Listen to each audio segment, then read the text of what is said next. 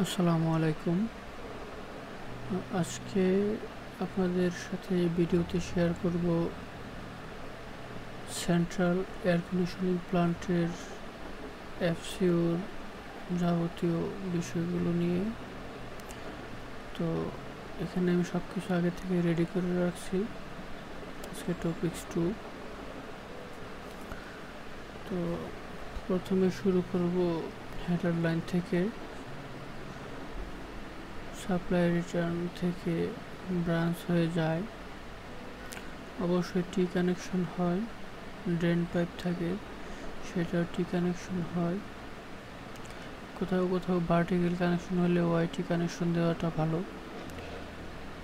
তো চিলাটার pipe connection এফসিওতে যায়, যাওয়ার আগে সাপ্লাই এবং রিটার্ন পাইপে কিছু ভাল্ব অ্যারেঞ্জমেন্ট করতে হয়। তো আমরা সেই ভাল্বগুলো আগে দেখব। প্রথমে দেখব রিটার্ন লাইনের যে ভাল্বগুলো, এই যে দেওয়া আছে ball valve, control valve, balancing valve, তারপর দেওয়া আছে ফ্লেক্সিবল জয়েন্ট, অর্থাৎ ভাইব্রেশনটা যেন পাইপে না আসে। এফসিওতে যে ভাইব্রেশন হয় সেটা যেন পাইপে না আসে, সেই জন্য ফ্লেক্সিবল জয়েন্টটা শুরুতেই দেওয়া হয়। তারপরে সাপ্লাই লাইনে আসি, শুরুতে ফ্লেক্সিবল, ওয়েস্টার্নার, তারপর হচ্ছে বল ভাল্ব। এই হলো ভাল্বের অ্যারেঞ্জমেন্ট। আরেকটা জিনিস অবশ্যই মাথায় রাখতে হবে যে যখন আমরা ড্রয়িং করব, যেহেতু এইচভিএক সিস্টেমের সকল কম্পোনেন্ট বা আইটেম থাকে সিলিংয়ের উপরে, তো যে কোনো সময় সার্ভিস মেনটেন্যান্সের প্রয়োজন হয়। হ্যাঁ, সেক্ষেত্রে অবশ্যই সার্ভিস ডোরের প্রয়োজন আছে যদি সিলিং থাকে। আর যদি ওপেন সিলিং হয় সেক্ষেত্রে দরকার নেই। আর একটা সুইটেবল পজিশনে আপনারা অবশ্যই একটা সার্ভিস ডোর নেবেন, যেন ভাল্বগুলো সহজেই কন্ট্রোল এবং সার্ভিস মেনটেন্যান্স করা যায় আর কি। এমন একটা পজিশনে আপনারা সার্ভিস ডোর নেবেন, যে কোনো সাইজের। মোটামুটি আমরা যেটা স্ট্যান্ডার্ড ধরে নিই যে একজন মানুষ উঠতে পারে 450 বাই 450 সাইজের, এরকম সাইজের হলেও হয়ে যায়। যদি প্রয়োজন ভেদে আরও বড় লাগতে পারে, সেরকম আপনারা ক্ষেত্র বিশেষে নেবেন। তারপরে আসি এফসিউর পার্টে। এই এফসিউটা মূলত নিয়েছি, এটা একটা ইয়র্কের একটা মডেল, 2.5 টন এফসিউ, যেটার সিএফএম হচ্ছে 989 সিএফএম।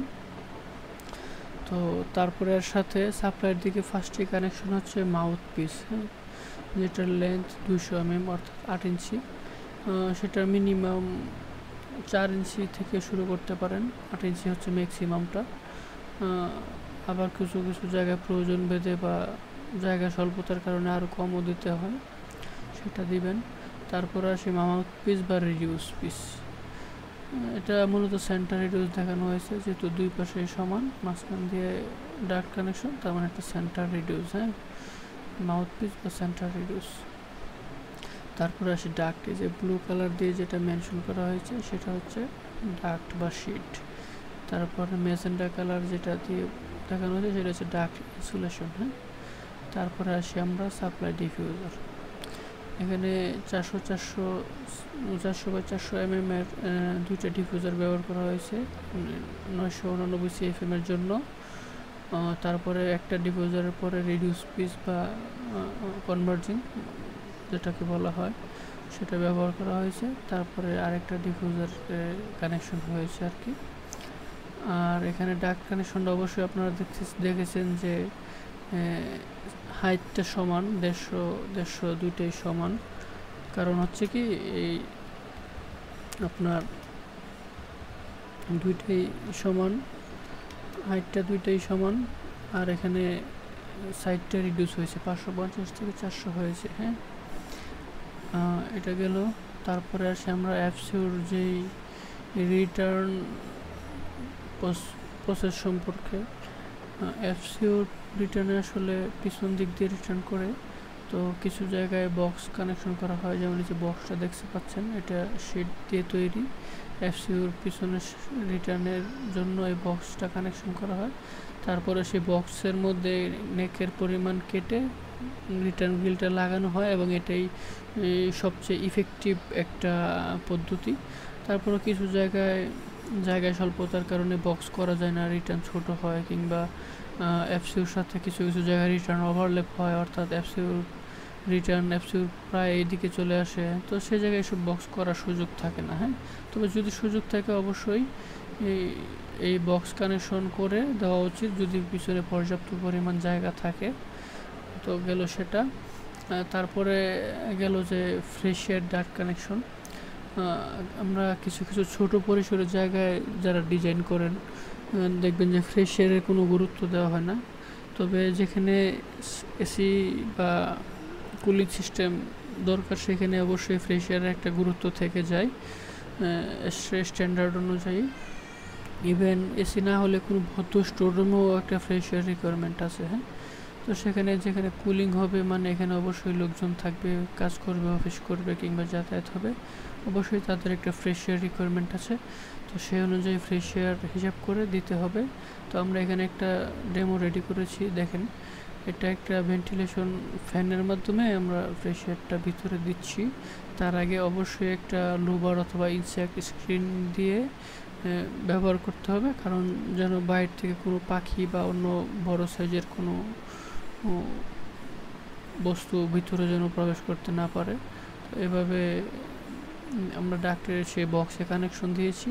এতে করে হবে কি, এই বাতাসটা অবশ্য বেশি হবে না, অল্প হবে, তো সেটা কুলিং হয়ে তারপরে রুমে সাপ্লাই হবে আর কি এই বক্সে কানেকশন দেওয়ার ফলে। অনেকে দিতে পারেন যে এখান থেকে ডিরেক্ট বক্সে কানেকশন না দিয়ে ডিরেক্ট আলাদা একটা ডিফিউজার করে সেভাবেও দিতে পারেন, বাট হচ্ছে কি তখন রুমের মধ্যে বাতাসটা যখন যাবে ওই এসির যে কুলিং পারফরমেন্সটা তখন সেটা কমে যাবে। কন্টিনিউয়াসলি ধরেন 100 CFM বাতাস যখন যাবে উইদাউট কুলিং, তখন অবশ্যই সেখানে এটার কুলিংটা একটা ইফেক্ট পড়বে আর কি। অবশ্য কুলিং করে দেওয়াই বেটার। যেখানে বেশি ইউনিট আছে সেখানে তো অবশ্যই আলাদা একটা ফ্রেশ এয়ার কুলিং ইউনিট ব্যবহার করে ফ্রেশ এয়ার দেওয়া হয়। এটা গেল। তারপরে এখানে আরেকটা জিনিস আপনাদের দেখাবো, সেটা হচ্ছে ডিফিউজারের দুইটা সাইজ। হ্যাঁ, আমরা ডিফিউজারে মূলত নেক সাইজটা হিসাব করেই ইনস্টলেশন করি। ফেস সাইজটা এটা ম্যানুফ্যাকচারার ভেদে এক এক রকম হয়। তো ফেস সাইজ হলো যেটা আমরা সিলিংয়ের নিচ থেকে দেখতে পাই সচরাচর, আর নেক সাইজ হলো যেটা ডাক্টের সাথে কানেকশন হয়। হ্যাঁ, এখানে যে নেক সাইজ 400 এটা ডাক্টের সাথে কানেকশন হবে। ডাক্ট নিচ দিয়ে ফুটো করে এটাকে আমরা বলি ড্রপ নেক বলি। তো ড্রপ নেকের মাধ্যমে সেখানে কানেকশন হয় আর কি ডিফিউজারগুলো। তো এই দুইটা সাইজ হলো ডিফিউজারের সাইজ। তো আশা করি মোটামুটি সবাই বুঝতে পারছেন এফসিউর যে ভাল্ব কানেকশন, সাপ্লাই, রিটার্ন সবগুলো জিনিস। চাইলে আপনারা ভিডিওটি আপনাদের সংরক্ষণ করে রাখতে পারেন। আর যারা সফটওয়্যার করবেন তারা অবশ্যই মোটামুটি এরকম একটা স্ট্যান্ডার্ড মেনটেন করবেন দুইটা ক্ষেত্রে, সার্ভিস ডোর আর হচ্ছে আপনাদের এই যে ডাক্টের যে এই জায়গায় যে রিডিউস পিচটা হয় সেটা অবশ্যই মেনটেন করবেন এগুলো আর কি। আর রিটার্নের ক্ষেত্রে দেখবেন যেন বক্স করে দেওয়া যায় যদি পিছনে যথেষ্ট জায়গা থাকে। এই ফ্রেশের ডাক্তার এই সেট থেকেও কানেকশন দেওয়া যাবে, এই সেট থেকেও দেওয়া যাবে, কোনো প্রবলেম নেই। আমরা জাস্ট দেখানোর সুবিধার্থে আমি এই সেট থেকে আর কি কানেকশন করে দেখালাম। তো আশা করি ভিডিওটি আপনাদের সবার অনেক ভালো লেগেছে এবং অনেক উপকৃত হবেন সবাই। পরবর্তীতে এরকম আরও ভিডিও আপনাদের মাঝে ইনশাআল্লাহ আমি নিয়ে আসব। তো আজকের মতো এ পর্যন্তই। সবাই ভালো থাকবেন, সুস্থ থাকবেন, আমার জন্য দোয়া করবেন। ইনশাআল্লাহ দেখা হবে পরবর্তী ভিডিওতে। ততক্ষণ পর্যন্ত সবাই ভালো থাকবেন, সুস্থ থাকবেন। আসসালামু আলাইকুম।